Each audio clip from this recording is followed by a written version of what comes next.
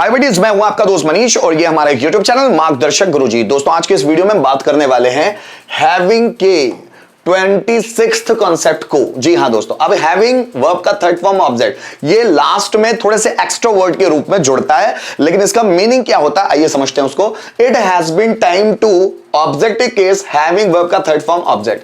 कुछ किए हुए कर्ता को कुछ समय हो गया है, जैसे उसे गाना गाए हुए 15 मिनट हो गए हैं, मुझे राम से मिले हुए 15 साल हो गए हैं, उसे टीवी देखे हुए आधा घंटा हो गया है, राधा को लेटर लिखे हुए 5 घंटे हो गए हैं, मुझे जॉब किए हुए 2 साल हो गए हैं, उसे कपड़े धोए हुए आधा घंटा हो गया है। मींस कर्ता को कोई भी काम किए हुए जब कुछ समय बीत चुका है या गुजर चुका है उसके बारे में बात करनी है तो हम लोग इस स्ट्रक्चर का इस्तेमाल करते हैं जहां पर हैविंग आया हुआ है, जो कि हैविंग का एक यूज है ना। जैसे खाना खाए हुए, so having eaten food, book पढ़े हुए, having read book, course join किए हुए, हैविंग ज्वाइंड कोर्स, इंग्लिश सीखे हुए, हैविंग लर्नड इंग्लिश, इंग्लिश पढ़ाए हुए, so having taught English, sentence बनाए हुए, हैविंग मेड सेंटेंस। इस तरह से बनते हैं। अब कर्ता को कुछ समय हुआ है, जैसे उसे 2 घंटे हो गए हैं, अगर मुझे ऐसा बोलना है तो it has been 2 hours to him. Ram को 1 साल हो गया है, it has been 1 year to Ram. मुझे सुबह हो गई है, it has been morning to me. जैसे रोहन को 12 साल हो गए हैं, it has been 12 years to Rohan. तो ये जो रोहन जो हमारा सब्जेक्ट है वो ऑब्जेक्टिव केस के रूप में आता है ना। जैसे मुझे इंग्लिश पढ़ाए हुए 2 साल हो गए हैं, so it has been 2 years to me having taught English, English पढ़ाए हुए, है ना। उसे गाना गाए हुए 15 मिनट हो गए हैं, it has been 15 minutes to him having sung a song. उसे डांस किए हुए सालों हो गए हैं, so it has been years to him having danced. मुझे इंग्लिश सीखे हुए 4 महीने हो गए हैं, it has been 4 months to me having learned English. उसे जॉब छोड़े हुए 6 महीने हो गए हैं, it has been 6 months to him having left job.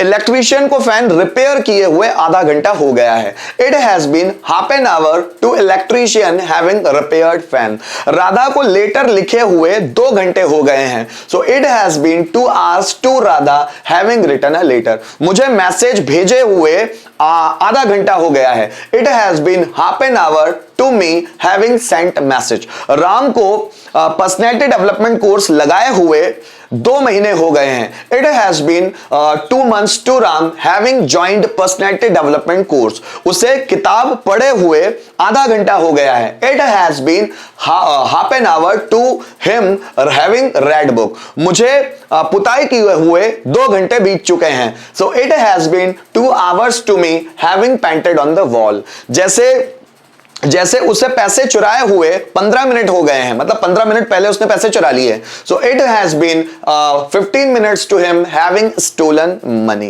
तो इस तरह से हम लोग सेंटेंसेस बना सकते हैं। गाइस यहां पर सेंटेंसेस देखिए जहां पर हैविंग का यूज होना है इस तरह के स्ट्रक्चर के माध्यम से। खाना खाए हुए उसे 15 मिनट हो गए हैं, है ना। सोए हुए राम को 2 घंटे हो गए हैं, गाना गाए हुए गायक को आधा घंटा हो गया है, डांस किए हुए मोहन को 10 मिनट बीत गए हैं। ऐसे और भी एग्जांपल्स हैं, जैसे देखिए गृह कार्य पूरा किए हुए मोहन को 1 घंटा हो गया है, टीवी देखते हुए उसे पूरी रात हो गई है। टीवी देखते हुए नहीं, सॉरी यहां पर आना चाहिए टीवी देखे हुए, है ना। टीवी देखे हुए, देखते हुए नहीं। उसे कॉल किए हुए 2 घंटे बीत गए हैं, राम से मिले हुए 15 साल बीत चुके हैं, उसका इंतजार करते हुए नहीं। हाँ चलो ठीक है, उसका इंतजार करते हुए आधा घंटा हो गया, उसका इंतजार किए हुए, नॉट करते हुए नहीं, किए हुए, उसका इंतजार किए हुए, है ना, आधा घंटा हो गया है। आइए इसको ट्रांसलेट करने की कोशिश करते हैं, हमें तब समझ में आएगा कि एक्चुअल हैविंग का इस्तेमाल होता कैसे है। देखो खाना खाए हुए उससे 15 मिनट हो गए, उससे 15 मिनट हो गए, सो इट हैज बीन कितने मिनट, 15 मिनट, 15 मिनट्स किसे, उससे, टू हिम। सो इट, अब लड़की भी हो सकती है, हर लगा सकते हैं। It has been 15 minutes to him, खाना खाए हुए, हैविंग, फिर वर्ब का थर्ड फॉर्म खाना, ईट का ईटन फूड, ठीक है ना। So it has been 15 minutes to him having eaten food. सोए हुए राम को 2 घंटे हुए हैं, सोए हुए राम को 2 घंटे, so it has been 2 hours to Ram having slept, सोए हुए। So it has been 2 hours to Ram having slept। गाना गाए हुए गायक को आधा घंटा हो गया है। So it has been आधा घंटा, half an hour to singer, गाना गाए हुए, having sung a song, ठीक है। So it has been half an hour to singer having sung a song, singer को गाना गाए हुए आधा घंटा हो गया है। डांस किए हुए मोहन को 10 मिनट बीत गए हैं, डांस किए हुए मोहन को 10 मिनट बीत गए हैं। So it has been 10 minutes to Mohan having danced. So dance किए हुए मोहन को 10 मिनट बीत चुके हैं। It has been 10 minutes to Mohan having danced. आइए दोस्तों कुछ और सेंटेंसेस देखते हैं, जैसे गृह कार्य पूरा किए हुए मोहन को आधा घंटा हो गया है। सो इट हैज बीन आधा घंटा, half an hour to Mohan, गृह कार्य पूरा किए हुए। So having completed homework. So it has been half an hour to Mohan having completed homework. TV देखे हुए उसे पूरी रात हो गई है, उसे, है ना। So it has been, suppose कोई लड़की है, it has been night to her having watched TV, है ना। उसे कॉल किए हुए 2 घंटे बीत गए, मतलब मैंने किसी को कॉल किया था, अब किसी को बता रहा, उसे कॉल किए हुए 2 घंटे बीत गए, पर उसने कोई रिप्लाई ही नहीं किया है, उसे कॉल किए हुए 2 घंटे बीत गए हैं। So it has been 2 hours to him having called,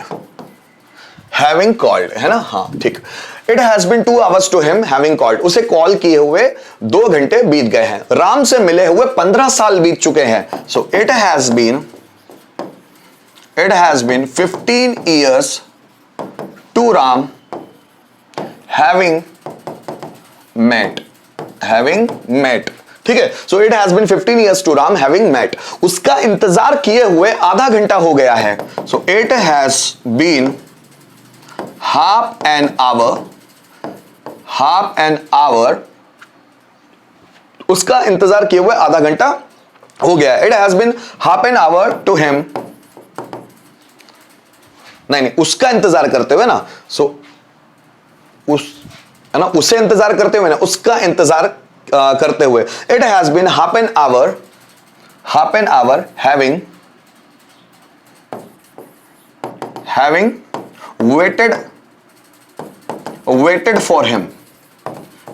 waited for him, so उसका इंतजार करते हुए आधा घंटा हो गया है या बीत गया है। So it has been half an hour having waited for him।